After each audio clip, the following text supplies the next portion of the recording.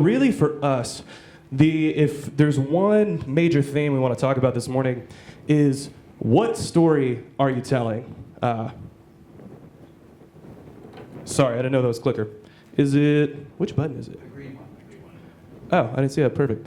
Cool. So a lot of people in this room, I'm assuming, sell the exact same product, most likely. And so for millennials, it's no longer, there's so many options out there. We have so much stuff, so many places, so many resources, that is not just what are you selling. It's what's the story that that product tells? How are we going to connect with that personally? And some great examples. Everybody in this room has a smartphone. Am I correct? Yes. Excellent. So the difference between people that have iPhones or Androids, with iPhones, a lot of people are Apple consumers. Same way. We both have iPads right here. We have iMacs, MacBooks, and it's streamlined. Everything works together. It's just simple. It works the way it's supposed to. It works the way I want it to. Versus something like Android, it's more flexible. I can customize it. I can do anything I want to do because it's open source. But it's the same product at the end of the day.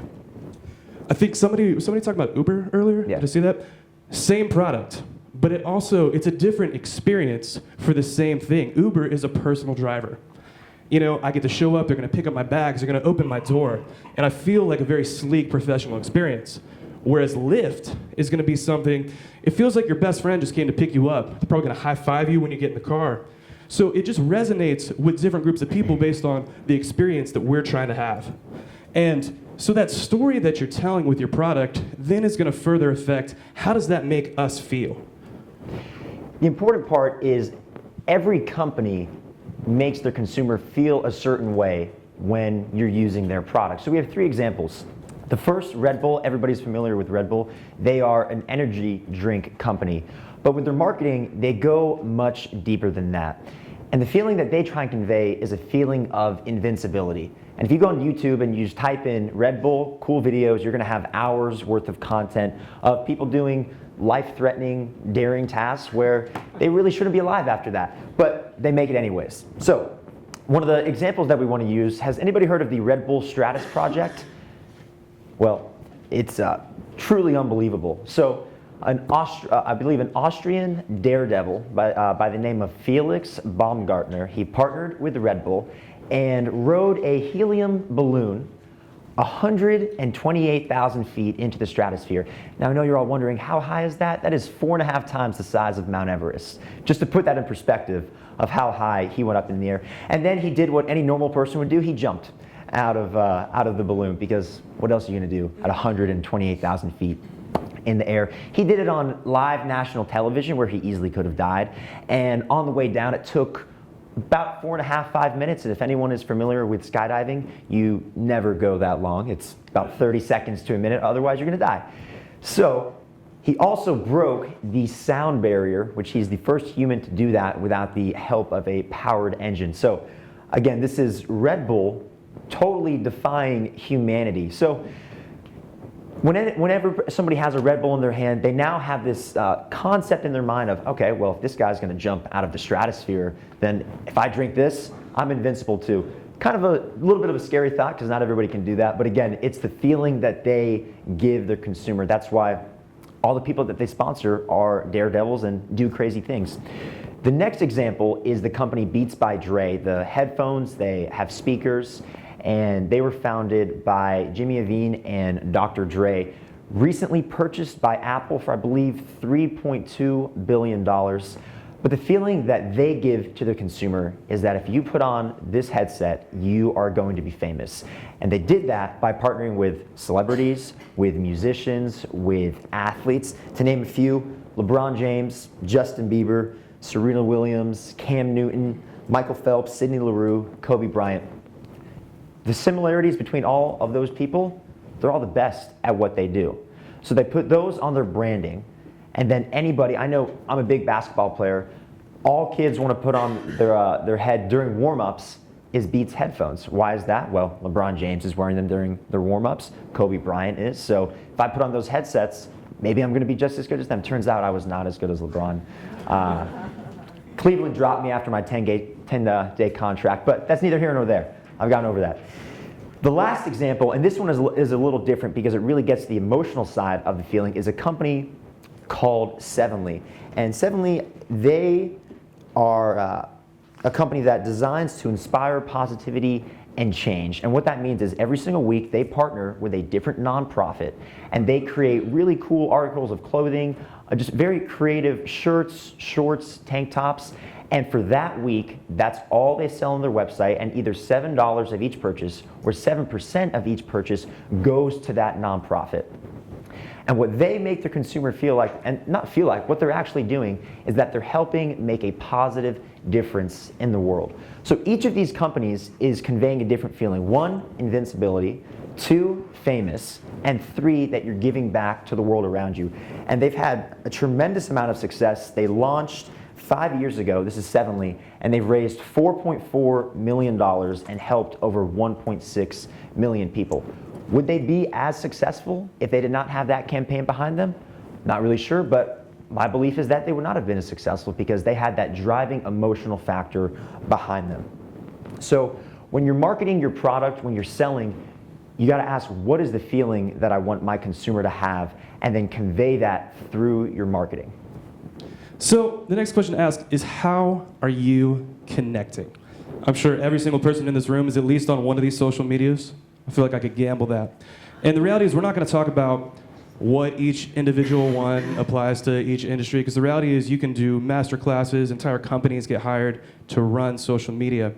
But what's important that we really kind of want to hone in and make sure people realize is that, you know, the millennials thing, another thing that's been interesting is how far that tends to span, and kind of the age group and the kind of sort of question of what that really hits, and even the generation right under us. So the oldest millennials in the group have literally watched from conception of never having social media to every single thing that that's become. You know, from whatever was originally the first, but really MySpace that kind of took over that back in 2003, I think it was, and grown to Facebook, Pinterest, Twitter, Instagram, everything on here, is that they've seen every evolution and been a part of that evolution, integrating that into their lives. But then on the flip side, on the young side of kids that are millennials, have literally never existed without social media. It's just a different dynamic. They expect their life to be online. Nothing is a secret for us. We don't really hide anything, and we talk about it. And so part of what comes with that is being transparent, because that's just what we expect. We literally have never known any differently. But what's really cool is when kind of companies start to integrate that, and it's a way to sort of resonate with our generation. You know, somebody that's really great at it, Gary Vaynerchuk. For those of you that don't know who that is, he is the CEO and founder of VaynerMedia, and they essentially do social campaigns for some of the biggest brands in the world. A couple you might have heard of, GE, Anheuser-Busch, PepsiCo. But really what is interesting about it is the way that Gary got his start is his family owned a wine business. And to help grow that wine business, he actually had one of the first YouTube shows that educated on wine. Every week he would put out shows, things that people might not have bought, never heard of, tasted them, talked about them, and helped them feel empowered to know more about wine, even if they didn't drink it themselves. And he was able to take that business from $3 million to $60 million. So after that, he kind of took that expertise and now implements that into so many other companies, and still does the exact same thing. He now has a show called Ask Gary V, which users and customers and aspiring entrepreneurs can send in questions via Twitter. And every week he puts out a show and addresses those transparently, what he legitimately does in his own businesses and how he applies that and what he would do in those situations to help them learn, to help educate. And Gary Vaynerchuk is a fantastic example of being transparent from a personal brand. And a company that does great with transparency is a nonprofit called Charity Water. I'm sure many of you are familiar with it. If not, they were founded 10 years ago, and they provide clean and safe drinking water to developing nations. And I believe that one of the two reasons for their major success is twofold. One, they have a 100% donation model. So they have private funding for all of their operations. So every dollar that you donate towards them in a campaign goes 100% to the field, which is very, very rare in the nonprofit realm. And they prove all of that with their financials. The second piece is that Let's say we launched a FICO Mastermind campaign today. I've done a few campaigns with Charity Water, so I've seen it in action. It takes between 12 to 18 months from when we raise the money to when the water can be drank, and they document it with photos the entire time, and once the well or whatever they created at that time is created, they will send you GPS coordinates of wherever it is in the world, and you can go and find it. And what that does is it gives the power back to the user. If I know where my money is going and I can physically see it and go and drive there and fly there, I have no questions in my mind. I know exactly what they're doing and how they're doing it. And just to give you some statistics, they launched 10 years ago, and they have created 17,673 water projects in 24 nations. To put that in perspective, that is around 4.8 a day, every day for the last 10 years, even though it takes 12 to 18 months. So you gotta ask yourself, why are they so successful? It's because people know everything behind the scenes. So, then moving forward, realizing that there is a difference between selling and actually connecting with your audience. And we believe that the real determining factor is how much value you're providing. Because like we talked about, our whole lives are online. We've been advertised to as long as we know. Everywhere we turn, it's not just billboards now. Any website we go to, any article we read, constantly we're bombarded by billions and billions of ads. And the bullshit radar is out of control because we see it coming from a mile away and we don't want to be sold to. We want to be a part of his story. We want to experience something. And so there's people that do a great job of that. Chase Jarvis, for those of y'all who don't know who he is a master photographer. He also is the founder of Creative Live, which is a free online education platform that teaches people about creative arts and how to perform in that, whether that's photography, videography, music production. It has classes on business where they bring in some masters in their different fields to help educate people. And it's just as a resource to help other people get better to where people buy into the brand because it's a long-term play. But aside from that, I have the wrong one, I'm sorry. But Chase, aside from that, now kind of has a personal following underneath him because of all this value that he provides. And he has shot for people like Volvo, Nike, Apple, Microsoft, REI, Honda, Subaru, Polaroid, Lady Gaga, and Red Bull, to name just a few. But the fact that it's not just a photographer, because people and companies come to him for his services to do huge campaigns. But aside from that, the following behind that, people that support his brand because of all the value that he provides. He was also the person that released an app called Best Camera back in 2009. It was actually the first app that you could take photos and share directly to social media. And all he does is just provide value to where people buy in. Another example is a businessman by the name of Pat Flynn. Pat is the founder of Smart Passive Income, and he is known as the test dummy for building an online business. So I believe 8 years ago, he was laid off from his architecture job, and instead of going out and finding another job, he created greenexamacademy.com, where he taught other people how to train and study and pass the architecture exam. What was very unique about Pat is, even though he didn't know how to build an online business, he built it anyways, and then started Smart Passive Income and documented his entire journey along the way. Fast forward 8 years later, Pat is a just powerhouse in the online space. He's got a #1 ranked podcast, a YouTube show, blogging to about 150,000 people on a weekly basis. But the key factor to remember here is that Pat was not afraid to pull back the curtain and show people the nitty-gritty stuff. And the #1 thing is he built trust with his audience. If people don't trust you, why should they buy from you? Okay? In the same selling process, why would you want to hang out with a friend that you don't trust, confide in them? The same way, why would you give money to somebody that you don't trust? I mean, I would never do that. Next one. With all this being said, I'm going to beg and plead with everybody here to stop advertising like it is the 1990s. Every single time I go to my mailbox in my apartment complex, there are 2 to 3 massive, big green recycle bins. Can anybody guess what's inside of those recycle bins?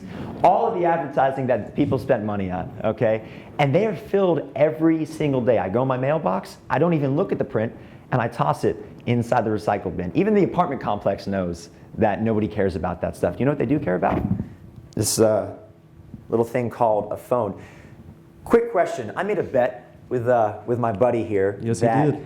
every single person in this room has their phone on them. Can everybody take their phone out and raise it in the air? Tell me somebody forgot. Okay. Now the key was, if no one brought their phone, I owed Vance $50. Did somebody forget? Tell me somebody forget. Does anyone not have their phone? Don't be afraid, I'm not going to hit you. I forgot. You forgot? That's my man right there. Ken's got me. See me afterwards, you owe him $50. And we're going to have a little chat, okay? So, but everybody does have their phone, right?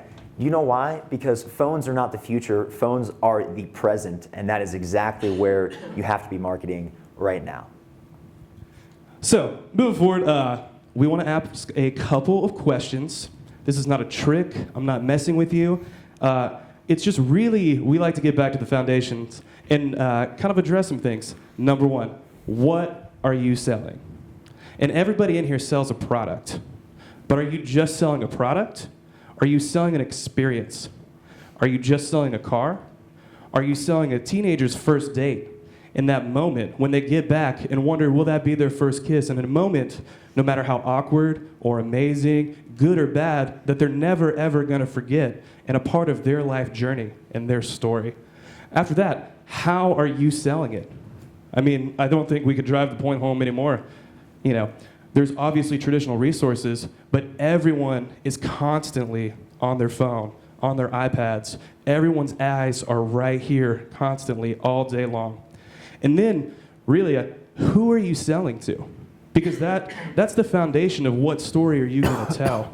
Whether that's a teenager, whether that's a mom, it doesn't matter. But that really, when it comes down to it, is how you're going to be able to decide, what story am I telling? How am I going to take and be a part of their journey and their life experiences as they grow and they get older and they want to be devoted to a brand because they believe in it. Once you answer those 3 questions, the next step you need to take is do an analysis of your target market. And I know everybody here loves numbers and stats from what I've heard. We're not those kind of guys, but you have to have it because you can take action once you've looked at the data. So the data is very important, and we don't want to neglect that. Do an analysis of your target market, and whoever you're selling to, go where they are. For example, the social media platform Pinterest, 83% of their users are women. Just out of curiosity, how many ladies in here are on Pinterest? Really? Just how many men are on? Ken, I'm looking at you. I know you got a Pinterest back there. We opened it up after that. Anybody? That's so funny because more guys raise their hand than women. That's incredible. So that looks so bad on these numbers that I just presented. We promise that's what the numbers are. Hey, that is what they are, and they are very, very accurate. Point being, if you want to market to women and your product would fit on Pinterest, I would suggest you go on Pinterest. If you want to market to 15 to 25-year-olds, I would suggest Snapchat because they document their lives every single day, all day on Snapchat. If you go and just look up demographics of social media, a lot of statistics will come up on there. So do an analysis. But the other key factor is you do not have to be on every platform. In fact, I would encourage you not to be on every platform because not every company, not every brand can connect on specific platforms. You have Instagram, that is very photo-driven. You have Twitter, that is, I don't really want to hear what you have to say, so I'm going to cut it down to 140 characters. Then you have Facebook, which is a lot more informative. So work with your team, be creative, and decide on which platforms, 1, 2, 3 of them, and then go be the best. Don't be 10% of 10 things, be 100% of 1 or 2. And so really what that begins to drive home is if there's one major thing, the biggest thing that you can do is help empower and educate, because that is how someone is going to buy into your brand. Because a lot of times people tend to take for granted and assume what people know. And the reality is, especially as millennials, I've heard a lot of things about financing and things of that nature. I don't have a clue. I couldn't tell you one thing about financing. And a lot of this information is really foreign to us. So if you're able to find outlets in which you can educate and you can empower them to where they buy into your brand, because you're not just trying to sell to them. You're trying to help them grow. You're trying to help them learn so that they can make educated decisions, so that they can help be successful in their own lives, and they trust you, that they're going to be loyal for the long run because you were always there to help. Real life example, right when we walked in, that roundtable discussion, do you know how much I talked during that roundtable? Absolutely nothing, because I had no idea what was going on. So, but that is a real life example of where someone's knowledge may be here, and the person you're trying to sell is here. Whose job is it to fill the gap? If I'm the person that's making the purchase, it's not my responsibility to be educated. If you want to sell something to me, you have to provide resources. And we have a few up here, YouTube shows. Okay, the gentleman from Argonaut, they did a fantastic job, by the way. I really enjoyed the presentation. Absolutely. But they create video content to get their message across.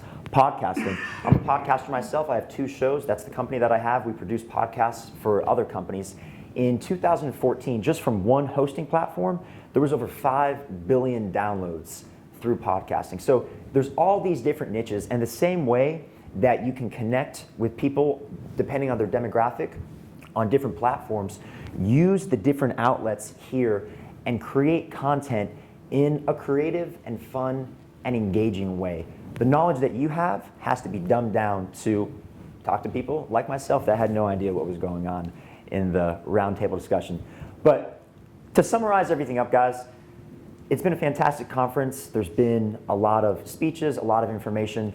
The one thing that we ask is that you pick at least one thing and take action out of it. There's nothing worse than going to a fantastic conference and saying, oh man, Vance, I had such a great time, and then going back and changing absolutely nothing about our brands and our business. Not every speech is going to be related to what you do, but take at least one thing, whether it's from our presentation or from somebody else, apply that to your brand today and make a change, and just be better.